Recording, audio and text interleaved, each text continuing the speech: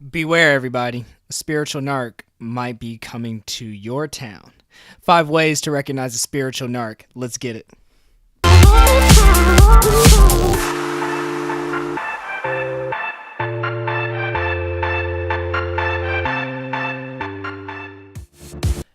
Shanti, shalom, shalom, shanti, peace, everybody. This is Immanuel, your host once again on the Sex Magic Podcast, and today we're going to be talking all about spiritual narcissism. So by the end of this episode, you are going to know 5 signs to watch out for with people in the spiritual community who claim to be woke, but they're underground narcissists. Now, you may be wondering why narcissism is important. Well, Sex magic. Remember, we're all about high energy, high intimacy, high level friendships, intimacy, love life, all of that. And having a narcissist in your life is going to distract your energy so much and diminish it so much that you may not be able to get to those higher bliss energies. So these people have been in my life, and I can speak from experience and just through some of my reading and studying on this matter that this is dangerous. And it's very covert, meaning you won't really recognize it at first. It's only when you really examine their behaviors that you'll recognize what you're dealing with. So we're going to talk about 5 signs to recognize these spiritual narcissists. And you guys got to realize that spiritual narcissism and narcissism when in practice is different than you guys thinking about somebody just looking at themselves in the mirror all day. That is a somatic narcissist, right? Somebody really overly concerned with their looks and in their appearance and all of that stuff. We're talking about is covert, meaning you don't see it. So first and foremost, right, and this isn't the first point, but you got to know that these people, they're charismatic. They will come to you with really good energy, positivity, light. They're probably vegan, into holistic wellness, meditation, yoga, etc., etc. But it's only when you start observing them that you'll really, really dial in to what you're dealing with. And when you recognize this, don't be like me. Don't wait around. When they show you these first signs that they're willing to do these things to you, please run away. I can speak from experience that these people, if they hook into you enough, they will diminish your energy for a long time. And you'll have a lot of things that you'll have to heal and overcome. And I don't want you guys to have to go through that, right? So here's the first thing, right? So the first thing that you got to understand about spiritual narcs is they are either verbally abusive, sexually abusive, they're emotionally abusive in some way. So verbally abusive, right? You guys know what that is, right? Somebody calling you a name, but it also can be somebody putting you down. Let's say you have an achievement. Let's say you've been working out for a long time and you've been doing pull-ups a lot, and all of a sudden you hit a milestone. You can do 20 pull-ups. You tell your friend who you think is for you and really excited for you. You're like, hey, look here, I just did 20 pull-ups. And they're like, oh, cool. I mean, why are you bringing that up? Why does that matter? Real friends should celebrate you. Real friends, when you hit that 20 pull-up mark, should be like, oh my gosh, that's exciting. That's amazing. Congratulations. People that are for you do things like that. They say things like that. Whereas narcissists, they're kind of envious, right? So they could be verbally abusive. They could be sexually abusive, right? Like if you're really intimately involved with them, you'll recognize also point number 3, but about reciprocity, but you'll recognize that they may talk about your body. They might tell you how you're not good enough. They might try to cajole you into having, intimate relations with them. It may be an all take and no give situation with them. But verbal abuse is usually one of the things. They criticize you. They're always telling you what you could do, need to do. They always got a solution for your life, but they have no solution for their own lives. These kinds of people. Y'all know who I'm talking about. Clap one time if you know somebody like this. Right. Exactly. Verbally abusive. Okay? The verbal abuse is going to close up your heart chakra. The verbal abuse is going to make you feel lower of yourself. It's going to make you feel much, much, much lower of yourself. And that's not what we want. We want people who make us feel expansive, make us feel comfortable to be ourselves and all our quirkiness and all our idiosyncrasies. So that's the first thing you guys got to watch out for. The second thing is that these people are highly entitled. They are highly entitled. And they might tell you this. They may have some fantasy about how they don't have to pay taxes. They don't have to pay this. They don't have to do anything. Rules just don't apply to them, especially with the spiritual narcs. They're just like, yeah, I'm spiritual and I have all this faith and I'm just entitled and I can just live in my fairyland and yeah. But also they may feel that they're entitled to your finances, entitled to your body, right? Like there's a lot of things that they can feel that they're entitled to. They don't really have to work for it. It's just given to them. And this also, when they make mistakes, they feel like they're entitled to just continue to treat you the way they've been treating you. There's no recourse. They don't have to change anything. This is a big part of it, right? So, firstly, verbally abusive. 2, if they're highly entitled. 3, and after this third one, guys, we're going to take a quick commercial break, but the third one is huge.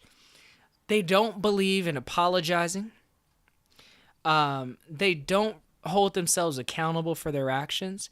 They either always blame shift you, or they offer shared culpability, right? So if you ever bring to the attention of a spiritual narcissist, like anything wrong with them, anything wrong, first of all, if you say anything wrong with them, they might just cut you off because they don't really like criticism at all, mainly because of their own self-esteem. Because they, at a certain level, they know some of the things that they do is not really that great. Matter of fact, they know that if you were to do to them an ounce of what they do to you, they would discard you or ghost you or just get rid of you. So whenever you bring really interesting things or really, verified things to them, valid things like, hey, treat me better. Like, stop verbally abusing me. Hey, don't use me for sex. Hey, don't use me for this. Hey, don't use me for that. I'm a human being. They'll tell you, oh, well, I wouldn't have done that if you wouldn't have yada, yada, yada. Or, you know what? You're the one who triggered me. And if you were acting better, then I wouldn't have had to do that. These people do not take accountability for their actions. People who are very empathic, people who are actually spiritual, who see the oneness between all things and the interconnectedness between all things and are really compassionate and empathetic, they can apologize. They can actually humble themselves enough to be like, you know what?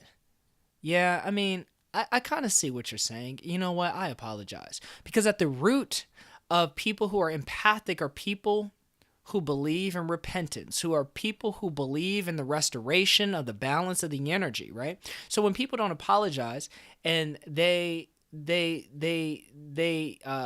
shift you, the thing about it is the energy is still not right. They don't recognize how their actions are impacting the energy between the connection of you two, right? So when they verbally abuse you, that's hurting the heart chakra energy, right?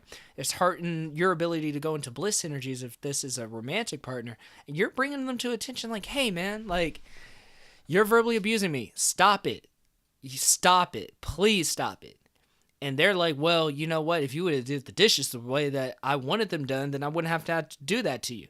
And it's like, yo, what I'm really asking for you to do is to dig inside yourself and apologize so the balance of the energy can be restored.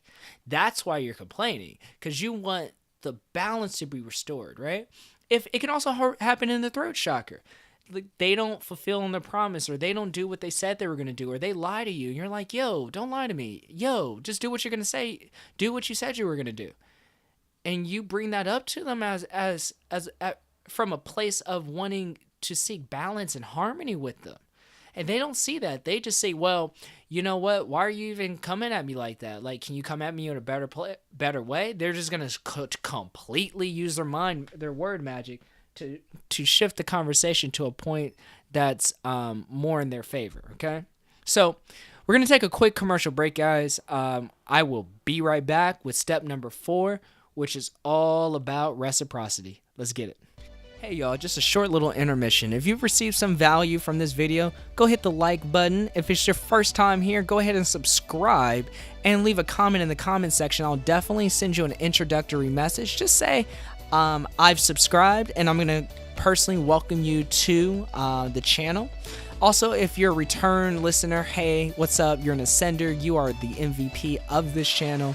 And yeah, y'all, just wanted to tell y'all that. So let's get back to the message.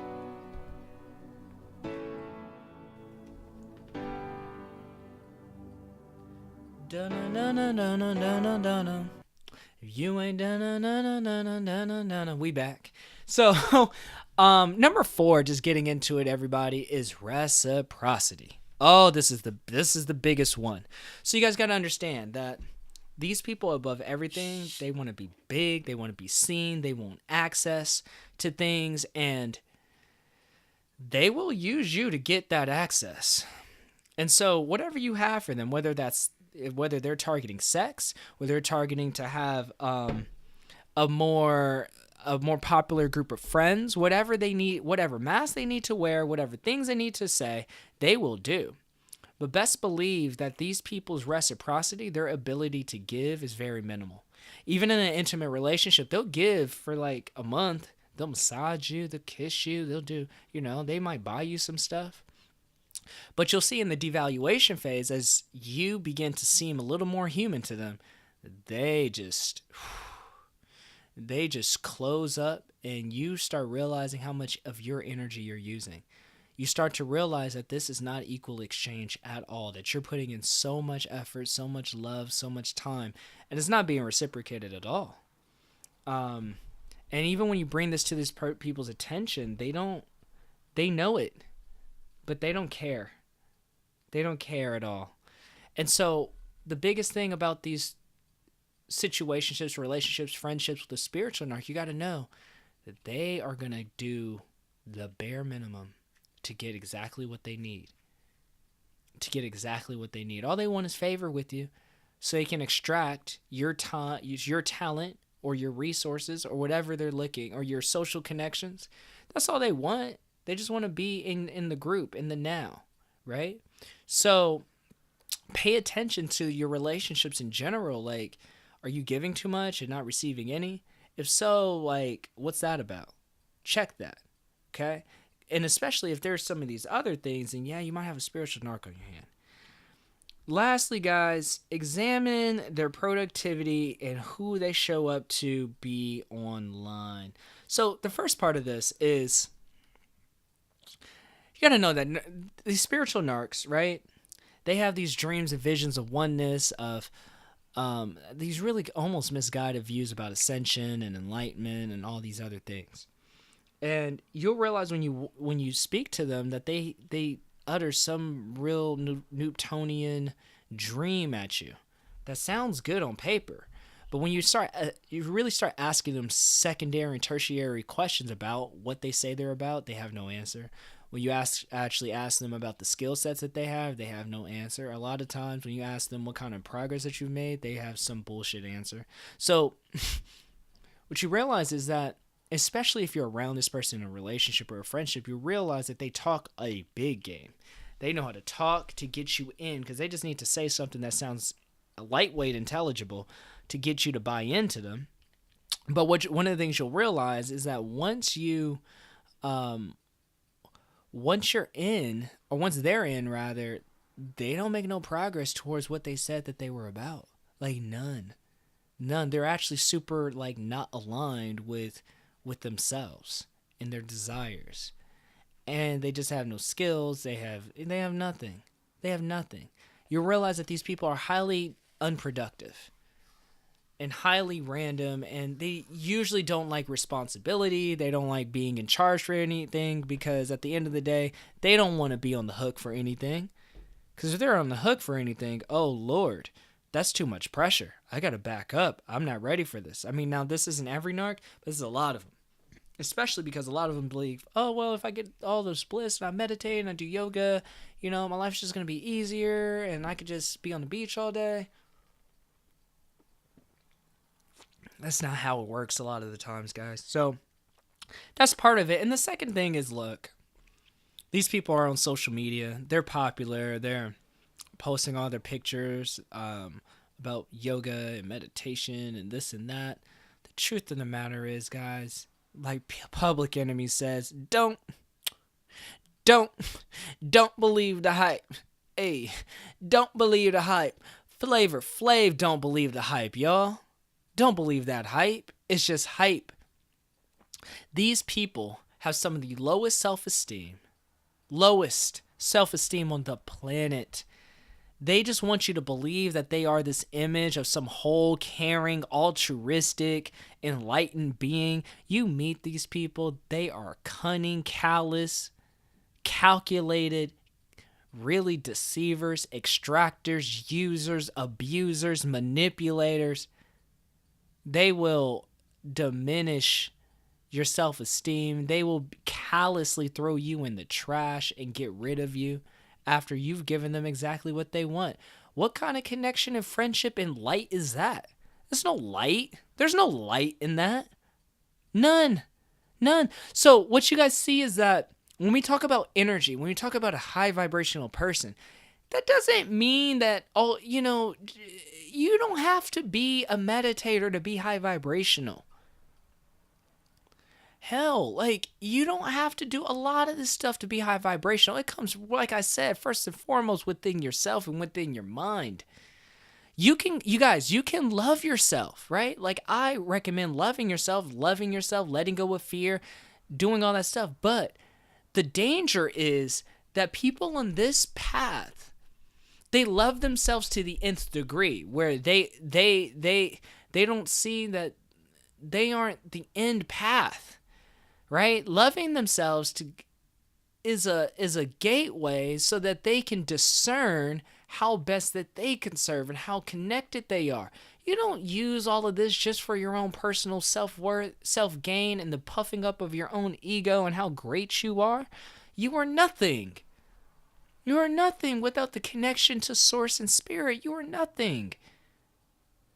And the grandiosity, the fact that these people cannot humble themselves, they use people, they verbally abuse people. These people are sick in their minds, guys. That's where the energy comes from. People who are whole, they do not have time or energy to belittle people's accomplishments, to just tell them all what they need to do in their lives. They don't have time to build relationships that are just about extracting and putting on a show and a face. They don't have time to basically try to put up a front online. Who cares, y'all? Almost cursed there. These people are frustrating, y'all, but they're almost the toxic that's going to keep us away from sex magic, because a lot of y'all listening have either met one of these people, know one of these people, or y'all about to. And I'm just making this video to let y'all know. Buyers beware. Because this stuff is vicious, these people are vicious, and they are incapable. Guys, they are maladaptively incapable of reaching this. Now, I was personally in a pretty emotionally abusive, narcissistically abusive relationship, and I got this book. I recommend you guys, called Signs of Emotional Abuse. You can just type it into Amazon. And it had 125 different ways of abuse, right? And I had a lot of hope, because at the time, this girl was everything to me. Like, she was cool. Like, she was everything to me. I thought I was going to marry her. I thought she was incredible. Even when I saw that she had all these narcissistic tendencies, I was like, nah, I still got hope. Even though my friends was like, bruh, like, this girl ain't nothing, man. I was like, nah, because I'm a big lover. Like, I love. Like, when I love, I love. I went through this book, y'all. It had 125 ways of abuse. I counted 46. Once I counted 46 ways that this woman had abused me, and when I say this, I'm just like, every one of those things had happened at least twice. I said, there's no path to redemption. As much optimism as I have, and as much as I would love to see that person heal and whole and just walking in abundance and walking in just normalcy, I said, you know what? There's little to no hope. Even if this person had some miracle and they can knock 15 things off that list, they still got like 30 things. 30 things that are incredibly toxic and that will drain you financially, physically, emotionally, and spiritually. Come on, y'all. Come on, y'all. Not to mention the fact that there will be no honor, respect, care for you, love for you. Why would you ever want to be in a situation like this? Right? And if you've been through it, trust me, I know exactly where you feel, y'all. I am a living testimony that steps can be taken to begin that healing process.